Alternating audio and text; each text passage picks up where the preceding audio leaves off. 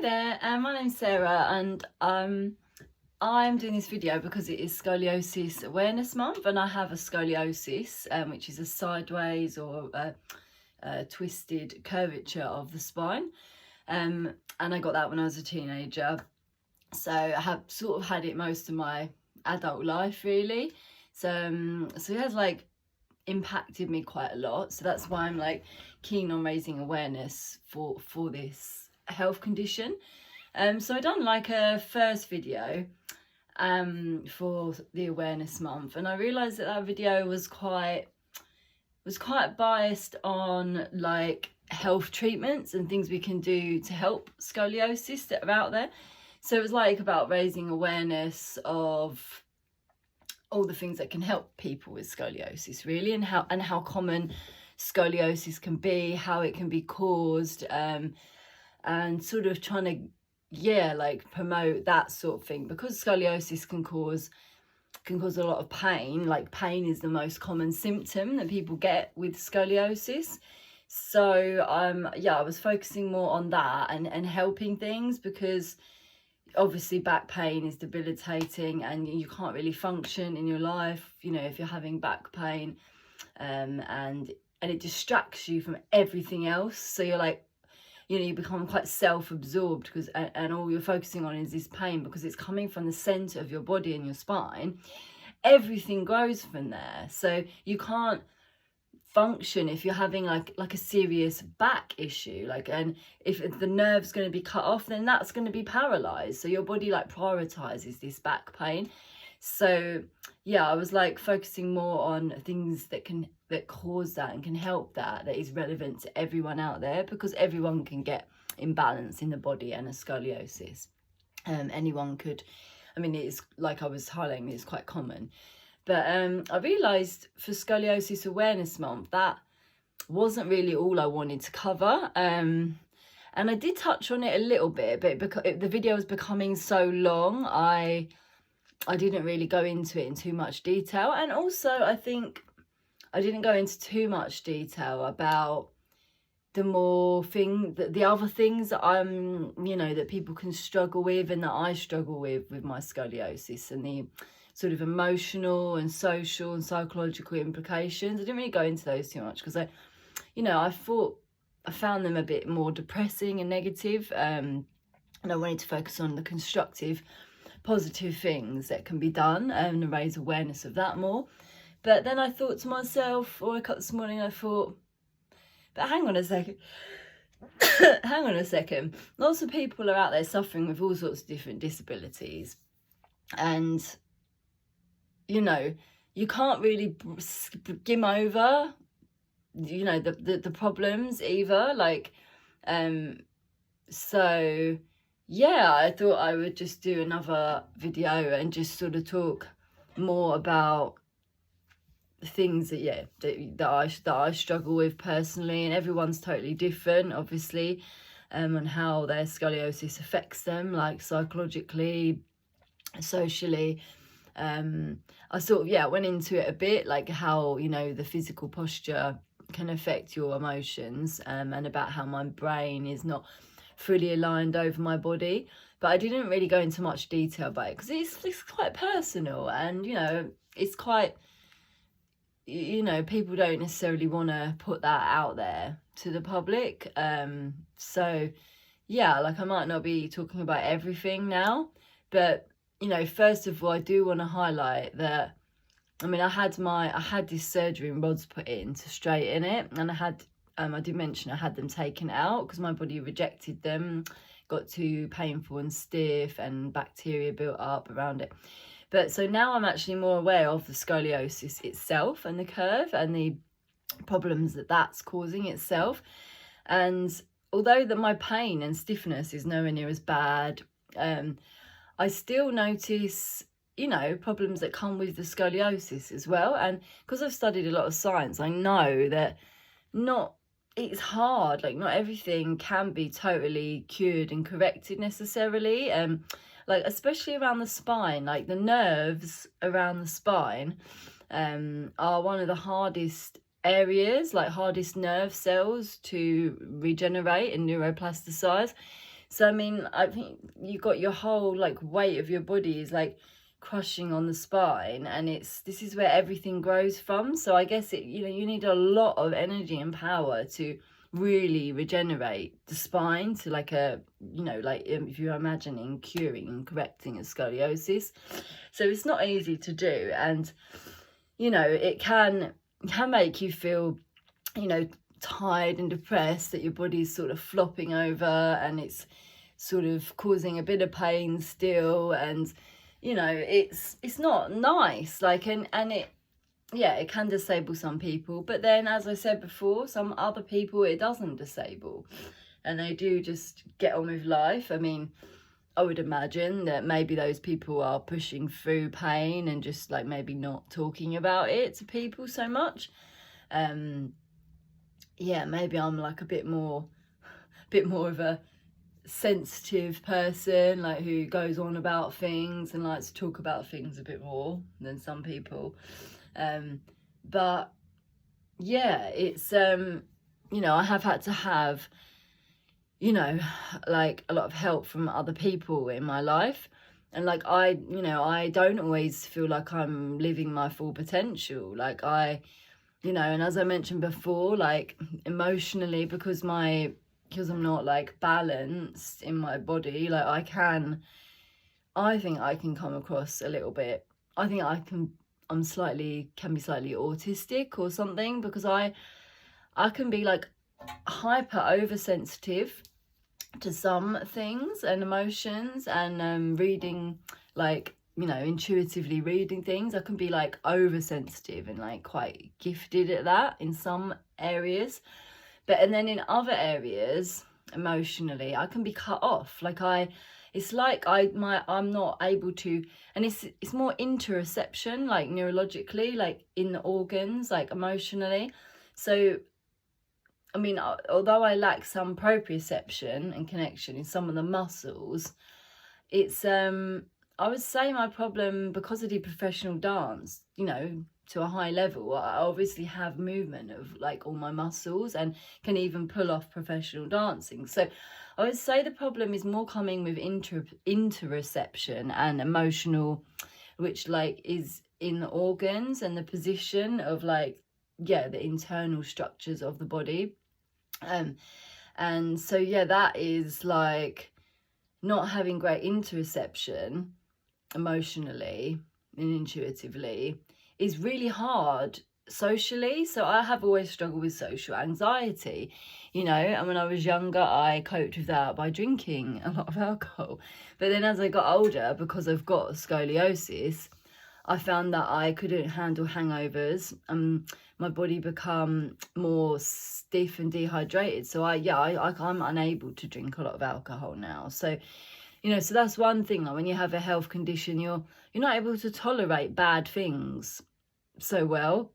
The older you get, like you become less, you're unable to handle things like alcohol, and maybe some other sort of like substances and things that people take. I would have to take very small doses of any sort of thing, like even herbal medicines. And so like you can become more cranky and less tolerant of things, and like I'm not so great at sort of maybe relaxing, and like I don't know, I feel like I don't always fit in socially, and I don't I can't do all like the cool like things that everyone else seems to be able to tolerate and do to compete and have fun and banter with each other. And I'm just a little bit uptight, I suppose is the word. I'm a little bit tense, uptight, because that's the way my spine is held, with the scoliosis.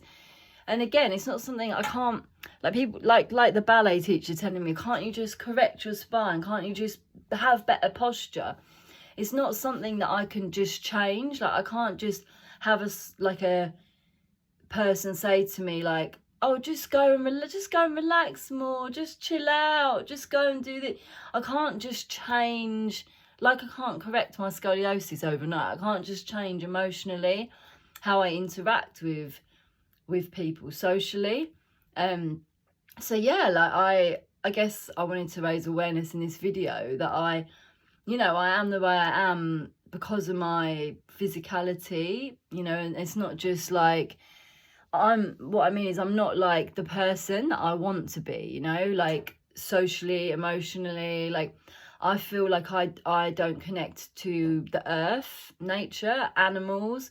I feel like I don't like, I'm like a bit cut off, like and unable to relax and ground and connect to the earth, connect to animals, and then again, like, I think that's where I struggle with this emotional, like maybe slightly autistic emotional interoception. So I'm not saying I can't read emotionally anything people are feeling. Like, no, like I can, as I said, I'm like oversensitive in some areas. I can like really feel when someone's suffering from an illness. I really empathize. Like I'm very empathetic because I've been through a lot myself. So I am caring and empathetic. But what I'm saying is I'm only unable to connect to things that connect to me, with where I'm at. So, I mean, that's probably the same for anyone in life. Like, but I think that a lot of other people are, they're just naturally more social, like, and able to connect to everyone and read people and interact and, and that is a huge thing. Like, that is how you progress in life and succeed and do well in careers. And so, that is like one of the toughest things that I find my scoliosis, how it affects me other than pain, is social anxiety and feeling like I don't fit in. And I feel like I've been accused by lots of people in my life of being insensitive, of being like, sometimes I can be quite blunt and just say honestly straight up what I think. And maybe that's because I wasn't reading how sensitive and upset that person was about that subject. And I've just said it because I've just like a child just says something, naively. They're not trying to hurt someone. They're just saying it because that's just the way it is. That's the way they're seeing it. So yeah, I mean, like, it's hard when you can't emotionally read someone and you don't know, because sometimes people are good at coping with things and they handle something really well and they want honesty, but other times people, like, they don't really want the honesty because maybe they're in a situation that there's nothing they can do to change it, and they just want someone to be really caring and sensitive, and I don't know. So this is what I mean. I'm not great at that.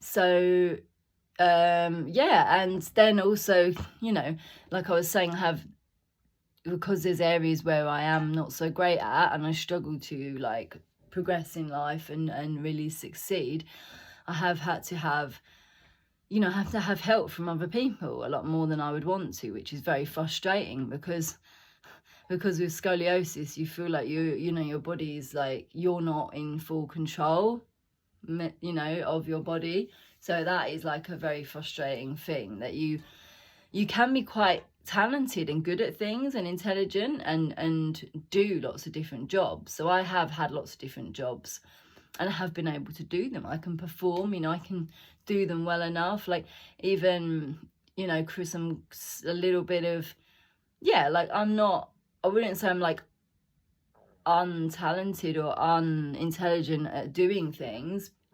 And even like physical things, like I've done, I was keeping myself pretty fit and strong, like in running and swimming long distances, and I walked up mountains and back. So it comes across to others like I'm quite capable.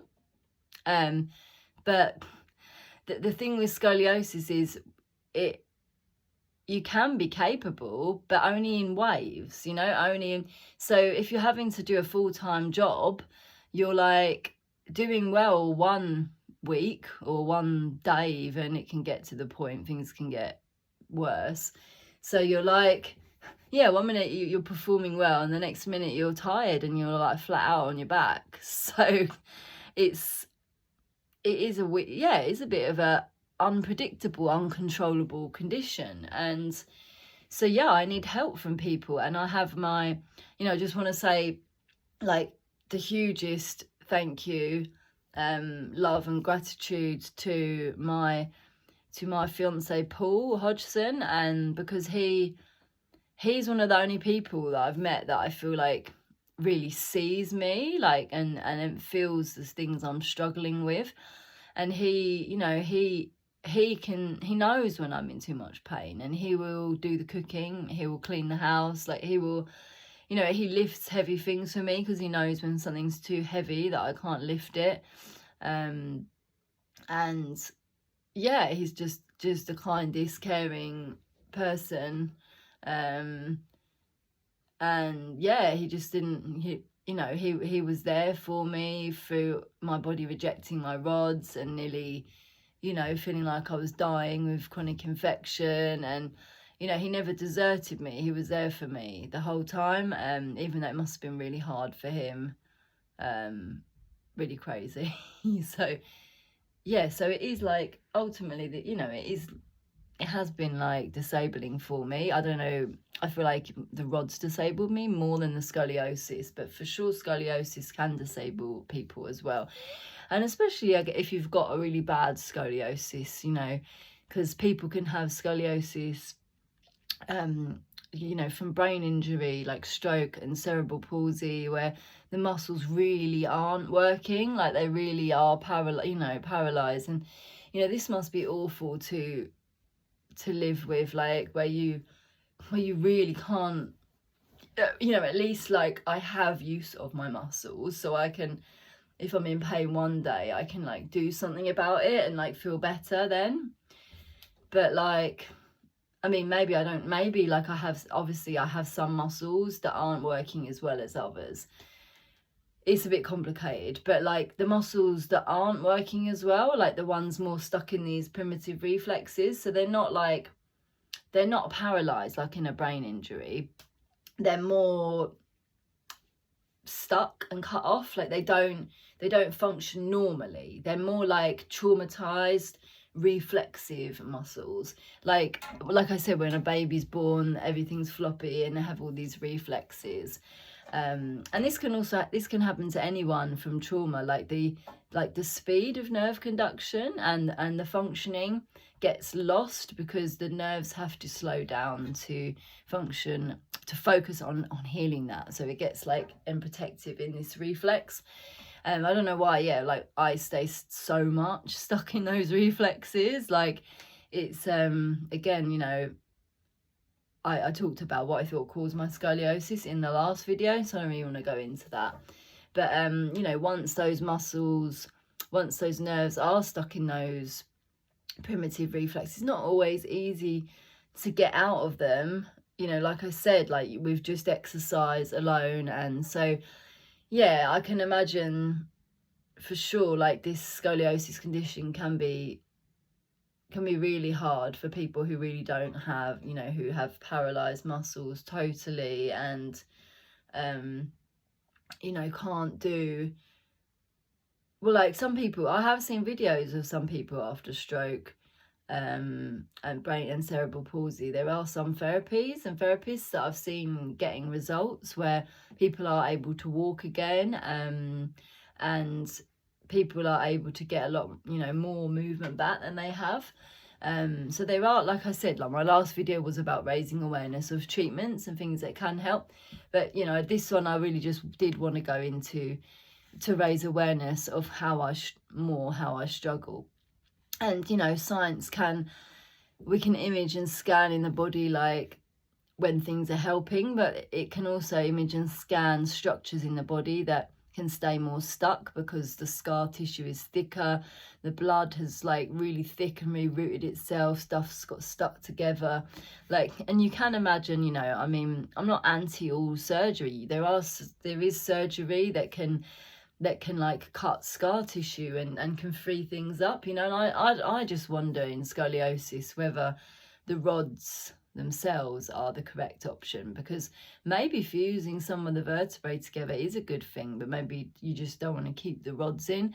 But maybe there's other options, like if there's like some soft tissue weaknesses, like I said, maybe you can help strengthen some soft tissues, and break up other ones that are stuck together. Like, I just think that but yeah, it must be hard if your scans are not really showing huge issues in the soft tissue, like, because they're not good enough, like sensitive enough scans, and you don't know where to start with surgery.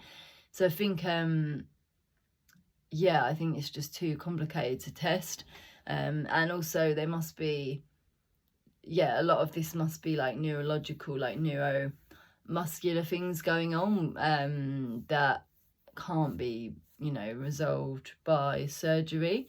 But anyway, yeah, I don't want to go into the science. This is supposed to be about psychological and emotional things, and it's really hard for me because, you know, it's being really vulnerable and honest, and yeah, like admitting, you know, that this really is a troublesome health condition.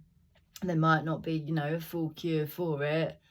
Well, there probably isn't, even though, you know, you hear stories about this person who went to see that shaman, or that, went to India, and you know, you don't know whether these are lies, you know, just because people are like making money from those. But yeah, for sure there's lots of things that can help me. But yeah, I do struggle a lot as well, even though maybe, I don't know what I look like on the outside. I don't know whether I look like I'm coping well, maybe because I'm young and I look all right, and like people see me like going on this walk or this trip, or they see that I've done professional dance, or they see that I've done a physio degree, or I don't know what people really think about how much I struggle or cope or don't. You know, but I'm telling you guys that it is hugely impactful, like it has been. I had over a 50 degree curve, and maybe it could have, you know, been different if I hadn't had the surgery, because I've seen like a professional dancer who was successful and is on the West End, and her body is so muscly and toned. Like, she has been able to proper sculpt, you know, and tone her body, but she still has the scoliosis. I was never able to get that muscle tone and strength because I had the rods in and my muscles wasted, but they're not in anymore, so, you know, there might be more of a chance for me to progress now. So hopefully, fingers crossed, all my things I was going on about in my last video, you know, are actually gonna really work and help me. And some of them have really helped me now, you know. They've got me out of like feeling like I'm dying all the time. They've got me out of chronic infection where antibiotics didn't work. They've helped regenerate some tissues in my body. I have my herbal baths. The bee products, the organic honey and propolis, have been like almost miraculous in helping the wounds and the scars and the infection. So yeah, hopefully I can like, yeah, actually do something with all this like training that I've done and not let it go to waste. But yeah, it's important for me to realize that I am sensitive to people's suffering and disability, and I'm not like saying, you know, anyone can just get better, everyone should be doing loads of things to get better all the time, because it's not easy. You have to find the right things, you have to sort of know what you're doing as well. And you know, and there are some people who have been damaged too far that they're not going to get as many results as other people. And we, you know, as a society, I think we need this sensitivity for disabled people, because like a comedian I watched, like, it is the group, the biggest group in society that anyone can fall into. So I think like yeah, a bit more compassion and empathy, and realizing how much people can be struggling out there, and that they do need your help. Like, even just a little gesture, like offering to do one thing one day, could make someone's world. They could make their day if they're like single and a bit lonely, struggling to cope because they're not that great at socializing, or they don't want to burden people with their pain. Like, just offering to do anything can literally change their world. Like, yeah, you don't have to be there for them all the time, don't you know? And even just messaging them, even just sending a message, how are you, you know, like, just to show that you're thinking about them and that you care. Like, you don't have to be, you know, people don't expect you to all be saints and, you know, miracle workers who've got a health condition. You know, we don't expect people to be there for us all the time, you know, unless it's, you know, unless it's someone, yeah, that you're proper in love with, and they, you know, like they, you know, there's exceptions with some people that you meet, but even then, we don't want to burden people. Like, we don't expect people to have to be there for us. We just want to know that, like, that we're loved still, like that, you know, even though, because not everyone can cope with illness and pain, and not everyone can emotionally cope with seeing someone suffer, and I get that. But like, if people just had some care and compassion, how are you? Just ask a few questions, how are you getting on? Like, and we knew that you were thinking of us. We would think, okay, so that person doesn't have the time. They're very busy. You know, they can't help me. Maybe they're struggling to cope because they don't know how to help me or what to do.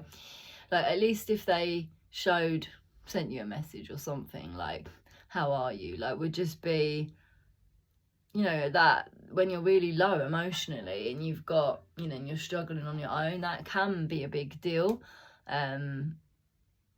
Obviously, you know, if it's genuine, only if you actually really do care about that person, because, you know, you don't want someone to just do it out of like pure sympathy, like, oh, that person's just so off. But if you genuinely do feel for them, you genuinely do care and feel compassion, and, you know, you like them as a person, like they're a friend, you know, you like them, then just sending that message is just so, you know, can mean so much to someone. But yeah, I think that's enough for this video. Again, it's getting pretty long, so, but yeah, just want to raise, you know, be a bit more vulnerable and a bit more open and honest about, you know, the things that I struggle with and how this scoliosis affects me. Okay, so yeah, I hope everyone has a good weekend. We've been having this crazy heat wave of hot weather, which you know, my scoliosis loved to start with until the heat is not going away, and now it's like getting a bit more inflamed and swollen. So might be, yeah, feel like going and swimming in the sea or something. But yeah, I hope everyone has a great weekend and enjoys the weather. Bye.